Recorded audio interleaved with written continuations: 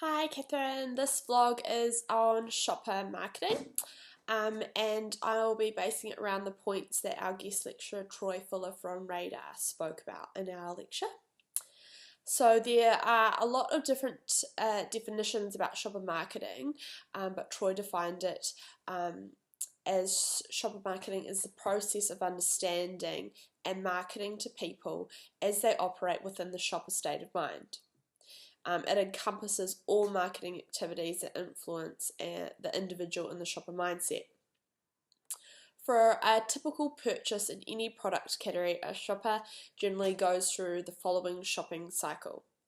There's the motivation to shop, search for the right solution, evaluation of different alternatives such as categories, brands, and items, initial decision on the right category, brand, or item to buy, the choice of store or channel of purchase, like if it's a bricks and mortar or a catalogue or website or mobile site. There's the navigation through the store or site, and then the final decision on the brand or item, purchase of the brand or item, and repurchase, hopefully, and recommendations. So although this process is typical for most purchases, Troy suggests that there is a difference between the shopper and the consumer, and the shopper mindset and the consumer mindset. The consumer mindset is establishing the need and the want, and the shopper is deciding and planning where to get one from. So, for example, when we say, I need dog food, that is the shopper mindset. We have a need, we'll make an effort to go out and get and purchase that specific product. When we say something like, I feel like a can of Coke, the need is I'm thirsty, and you're in the consumer mindset, and you're thinking about what you're going to consume, and then you shift to the shopper mindset where you think about where you're going to get it from, and what product is going to satisfy you.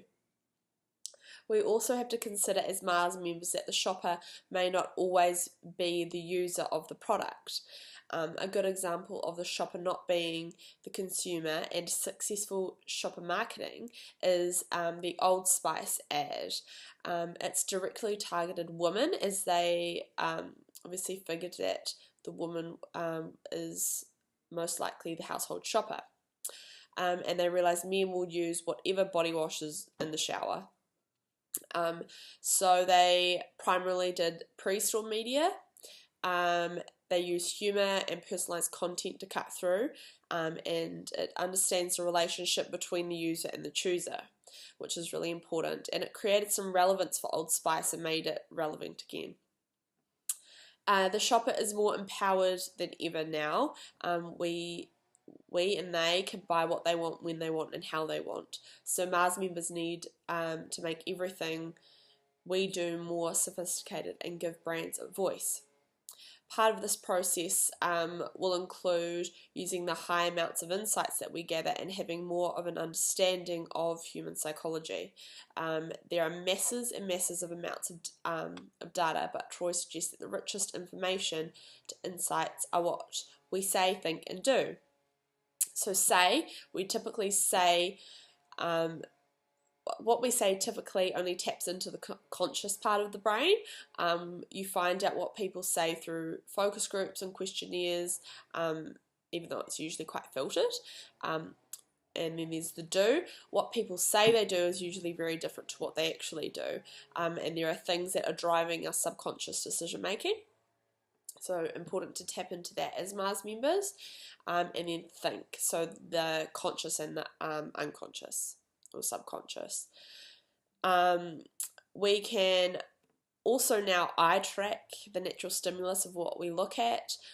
We can see what's working and what's not, and technology is helping Mars members to achieve this. Thank you.